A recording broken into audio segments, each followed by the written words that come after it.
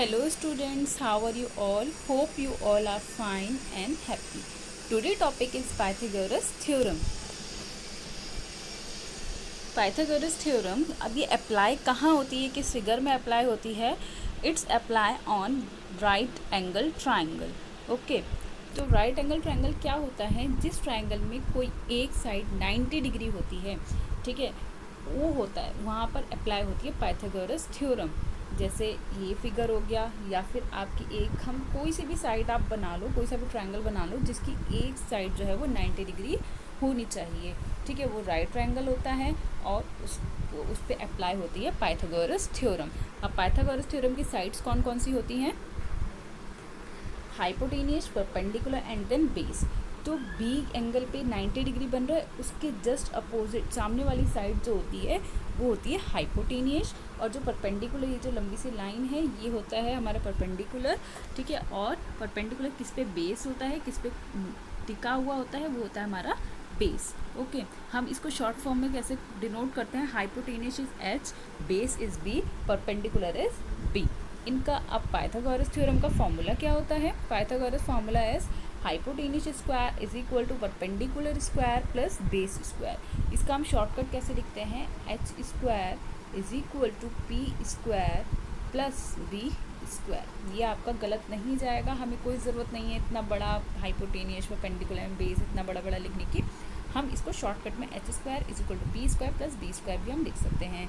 और या फिर अगर आपको एक ट्रायंगल जब आप बना रहे हैं, अगर आपने इसको ए बी सी नाम दे दिया है ना, तो अब हम कैसे करेंगे? हाइपोटेनियस तो हमारी यहाँ पर बी है, तो हम B square, okay, is equal to perpendicular यहाँ पर क्या है? ए है ना, और बेस क्या है यहाँ पर? सी स्क्वायर. तो ये फॉर्मूला इस तरीके से भी हम लिख सकते हैं, गलत नहीं जाएगा. ओके, अब देखते हैं पाइथागोरस थ्योरम क्वेश्चन में कैसे अप्लाई होती है. अब एक हमारे पास फिगर दे दिया हमें, जिसमें हमारी राइट ट्रायंगल है हमारे पास, जिसमें हमारा बेस 8 सेंटीमीटर है एंड देन परपेंडिकुलर 6 सेंटीमीटर है एंड हाइपोटेनियस नहीं है हमारे पास, हमें वो फाइंड करनी है. तो कैसे करेंगे देखिए. सबसे पहले हमने अप्लाई करा Pythagoras theorem, H square is equal to P square plus में बी स्क्वायर. एच स्क्वायर तो हमारे पास गिवन ही नहीं है, तो हमने इसको H square as it is लिख दिया है.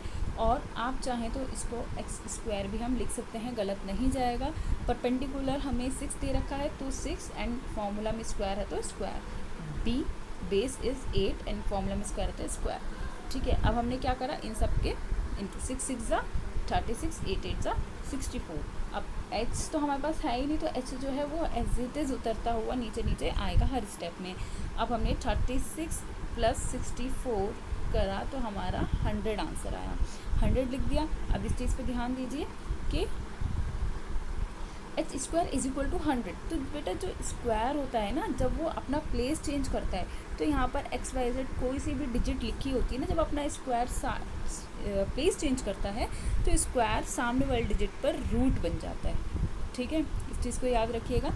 और 100 का स्क्वायर क्या होता है? 100 का स्क्वायर रूट इज़ 10. और ये फिर हमारी हाइपोटेनियस कितनी निकल गई? 10. तो हम यहाँ पर फिल कर सकते हैं आर हाइपोटेनियस इज 10.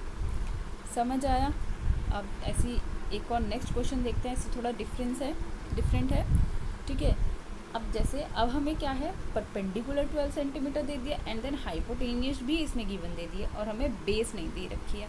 अब कैसे इस चीज़ को हम फाइंड करेंगे? अब हमें इसमें क्या फाइंड करना है? बेस फाइंड करना है. तो फॉर्मूला तो एज इट इज़ रहता है, ठीक है. चाहे आपको कुछ भी चीज़ गिवन दे रखी हो, बेस दे रखी हो, हाइपोटेनियस निकालनी हो, हाइपोटेनियस एंड परपेंडिकुलर दे रखा हो, बेस निकालनी हो, कुछ भी दे रखा हो, आपका फॉर्मूला चेंज नहीं होगा. Hypotenuse square is equal to P square plus B square ही आपका फॉर्मूला रहेगा. अब जो चीज़ आपको गिवन दे रखी है वो हम फिल कर लेते हैं. Hypotenuse is 13 and then p is equal to p is 12 and b तो हमारे पास गिवन ही नहीं है. b स्क्वायर की जगह हम एक्स स्क्वायर भी लिख सकते हैं. Okay, and 13 into 13 is 13 square is 169 is equal to 12 square is 144 and b square as it is because it is not given to us. Okay, and then अब देखिए इस चीज़ को देखिए, 169 is equal to 144 plus B square. है ना। अब ये 160 है, 144 है। अब हम इस जो बी के साथ लिखा है ना बेटा, इसका हम प्लेस चेंज करेंगे। प्लेस चेंज जब होता है तो जब भी कोई भी डिजिट का हम प्लेस चेंज करते हैं तो उसका साइन भी चेंज हो जाता है। प्लस का माइनस, माइनस का plus, into divide, divide into.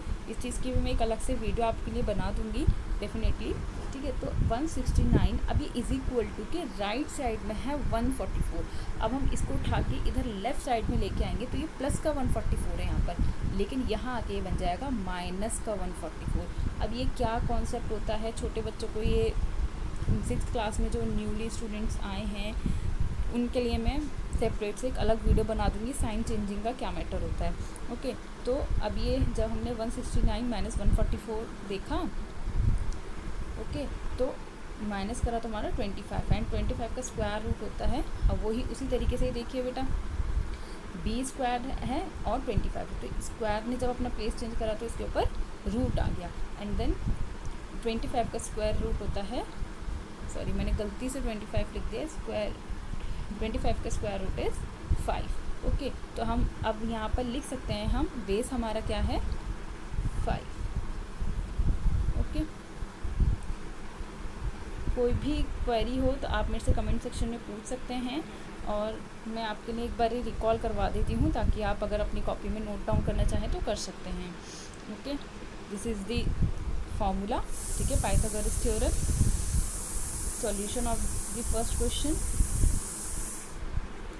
and then another solution. Thank you.